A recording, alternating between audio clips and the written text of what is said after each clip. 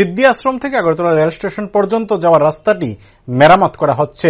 পাশাপাশি আগরতলা পুর নিগমের উদ্যোগে লাইটিং এর ব্যবস্থাপনার উদ্যোগ গ্রহণ করা হয়েছে, যাত্রীরা যাতে খুব সুন্দরভাবে রাস্তা ধরে চলাচল করতে পারে।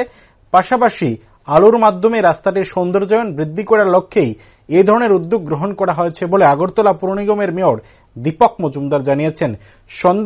শুক্রবার সন্ধ্যায় এই রাস্তাটি পরিদর্শন করেন তিনি। প্রায় 27 লক্ষ টাকা খরচ করে এই লাইটিং এর ব্যবস্থাপনা গ্রহণ করা হয়েছে বলে জানিয়েছেন। এদিন সন্ধ্যায় আগরতলা পুর নিগমের কর্পোরেটর সহ বিভিন্ন আধিকারিকদের নিয়ে এই রাস্তাটি পরিদর্শন করলেন বিধায়ক তথা মেয়র দীপক মজুমদার। সমাধান করা হয়েছে।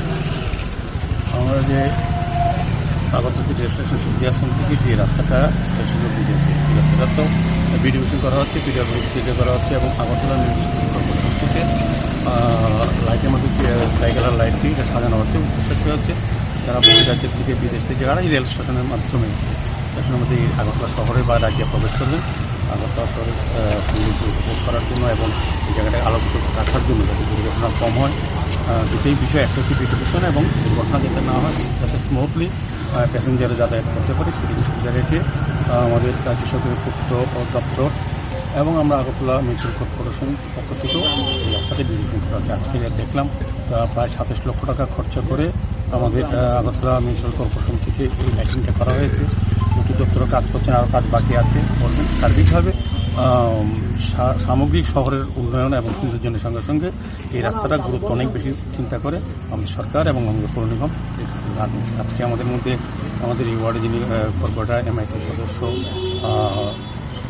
হরিসাধন দেবনাথ মহোদয় আছেন, আমাদের কর্পোরেটর পাপড়ি দাস আছেন যিনি এমএসি মেম্বার, অপওয়ার্ড আছেন, প্রসেনজিৎ লোধ আছেন, আমাদের সমাজসেবী মনীষ দেব আছেন এবং আমাদের যারা পূর্ত বিভাগের যিনি এক্সিকিউটিভ ইঞ্জিনিয়ার, আমাদের আগরতলা মিউনিসিপ্যাল কর্পোরেশনের যিনি এক্সিকিউটিভ ইঞ্জিনিয়ার, তারা সবাই আছেন, আধিকারিকরা, এই এলাকার জনগণও আছেন যারা এই সৌন্দর্য আমরা করেছি যারা রক্ষা করার কাজে সহযোগিতা করবেন, সরকারের পাশে থাকবেন।